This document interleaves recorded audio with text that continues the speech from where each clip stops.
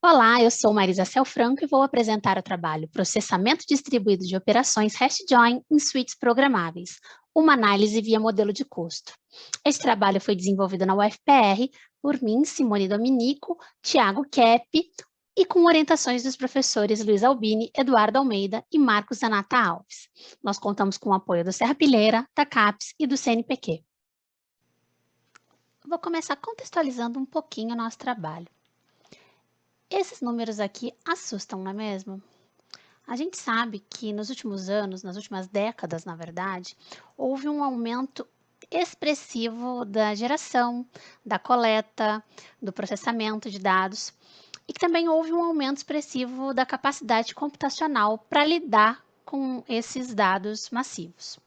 Isso tudo fez com que os sistemas de banco de dados distribuídos tivessem um aumento de relevância. A gente sabe que o custo do processamento de uma consulta em sistemas de banco de dados distribuídos, ele está diretamente ligado ao custo de transferência dos dados na rede.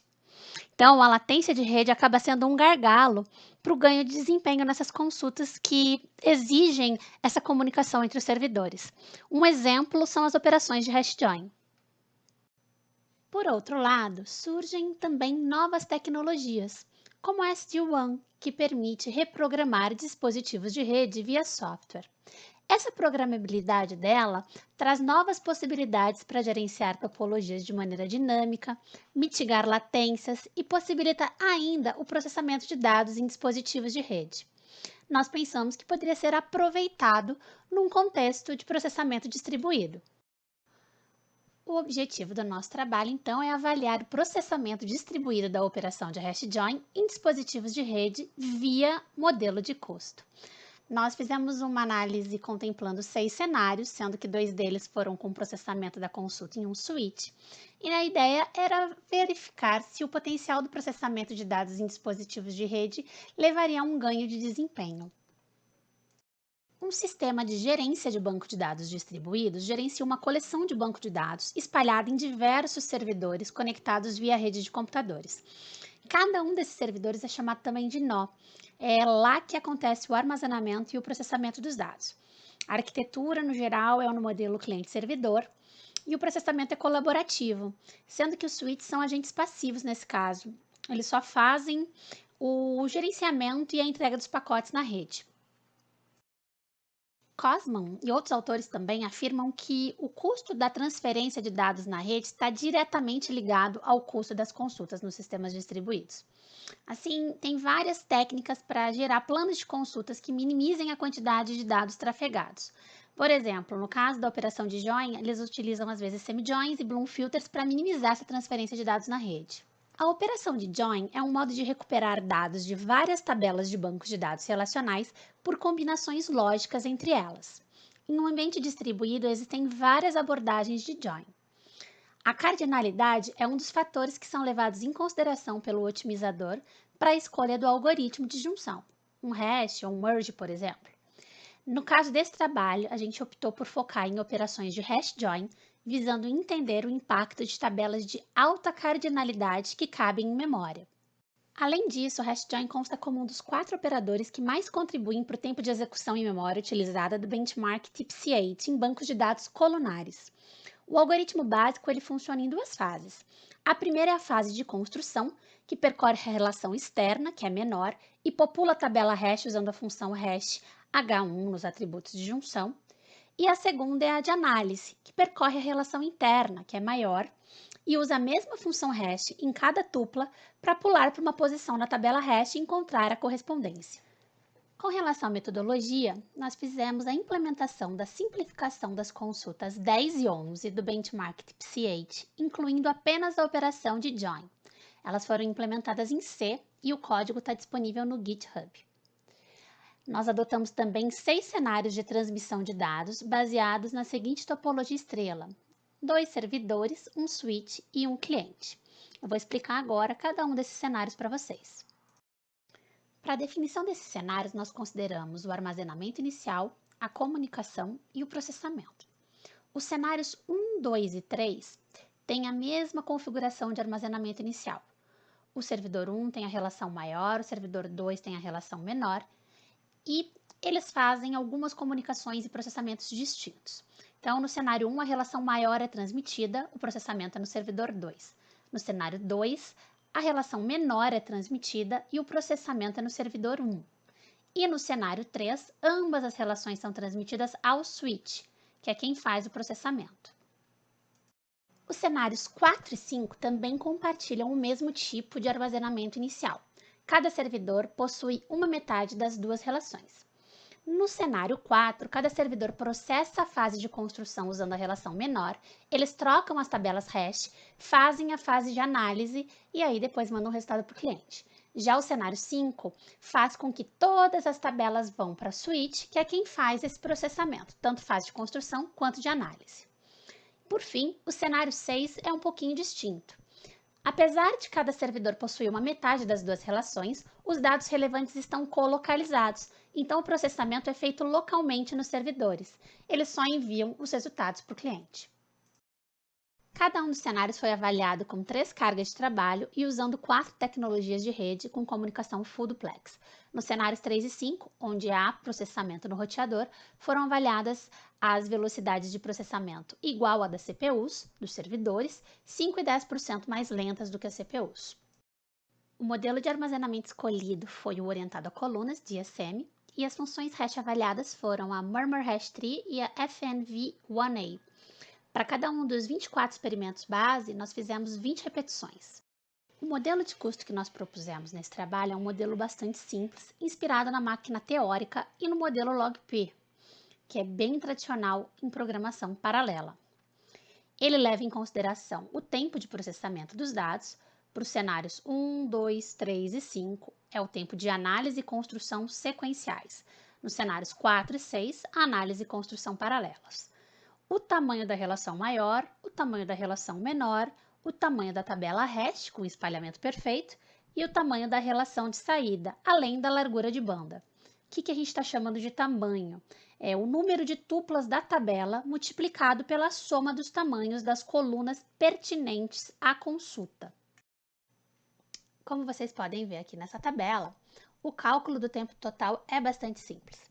Ele sempre vai considerar o tempo de processamento dos dados, o tamanho dos dados que estão sendo transmitidos, dividido pela largura de banda. Então, vamos olhar aqui o primeiro cenário, né?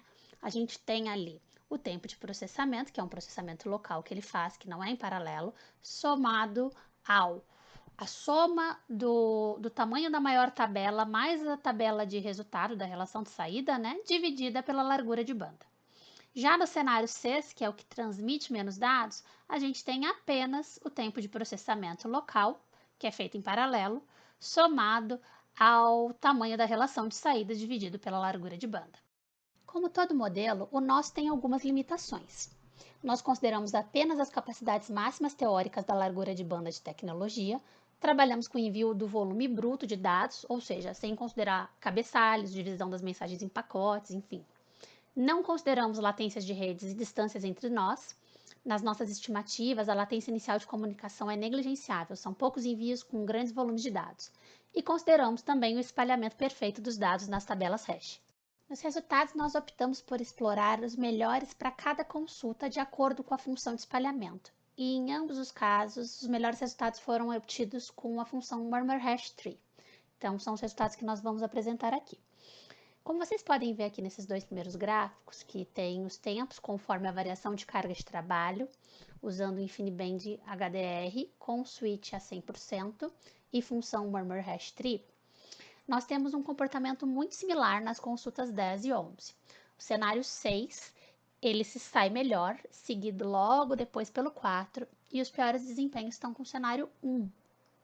Os cenários 13 e 5, que fazem processamento no switch, eles têm comportamentos equiparáveis aos cenários 1 e 2, né, que fazem um processamento local e que o processamento não é paralelo. O cenário 6, ele transfere a menor quantidade de dados, mas a gente tem que lembrar que ele tem um sobrecusto de armazenamento inicial e de sincronização dos dados nos servidores. Depois de observar o melhor cenário, vamos olhar um pouquinho para a combinação de parâmetros que apresentam o impacto das diferentes velocidades do switch nos resultados. A gente pode observar que em ambas as consultas, um processamento feito no switch com capacidade 5% menor afeta o tempo total dos cenários 3 e 5 em 4,99%, enquanto um realizado no switch com capacidade 10% menor aumenta em 9,99% o tempo total. O que isso significa? Que a gente está tendo um impacto bem grande das fases de construção e de análise na composição total do tempo de processamento com essas variáveis. Essa tabela e a próxima, elas mostram o quanto cada fase do processamento contribui para o tempo total. A gente usou a tecnologia mais lenta, a Ethernet 100 GB, porque à medida que a velocidade de rede aumenta, o tempo de transferência de dados se torna proporcionalmente menos significante. E dá para perceber que, apesar do cenário 6 ter a favor dele o fato dele transferir a menor quantidade de dados, as fases de construção e de análise ainda ocupam a maior parte do tempo total de processamento. Então, a partir desse pedacinho dos nossos resultados, deu para perceber que o modelo de processamento de dados em suítes tem uma performance equiparável com o processamento tradicional em servidores que tenham tráfego de dados similar e que os dois melhores tempos de execução entre os 6 cenários apresentados são aqueles obtidos por cenários em que há menos transferência de dados, mas principalmente em que acontece processamento paralelo nos servidores locais. Em todos os experimentos, a gente teve o cenário 6 como campeão de desempenho. Então, a gente pode concluir que as variações básicas de distribuição dos dados e processamento foram suficientes para diferenciar os desempenhos e indicar melhores cenários que possam ser explorados para avançar nessa pesquisa. A nossa topologia estrela, apesar de simples, deu conta do recado. As velocidades de transmissão das tecnologias de rede também não crescem na mesma proporção que o volume de dados transferidos anualmente. Então, nós imaginamos que haverá ainda, dentro do processamento distribuído, um gargalo relacionado à latência na transferência de dados.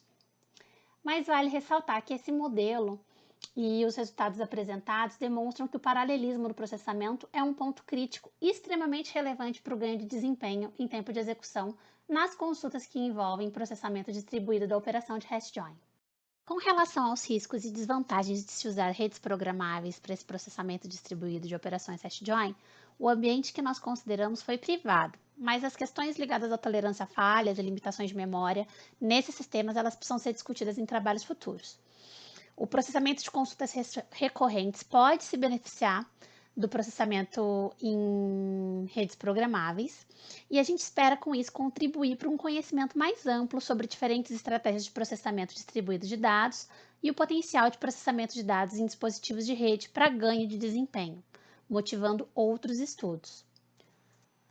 Por fim, nós gostaríamos de agradecer ao FPR e ao HYPS, o laboratório onde essa pesquisa foi realizada, bem como aos nossos apoiadores, o Instituto Serrapilheira, a CAPES e o CNPq. Nós também ficamos à disposição, caso surja alguma dúvida, qualquer um pode nos escrever, nós estamos aqui para conversar com vocês, todos os autores, e o código também está disponível no meu repositório no GitHub, Marisa Celfranco. Muito obrigada!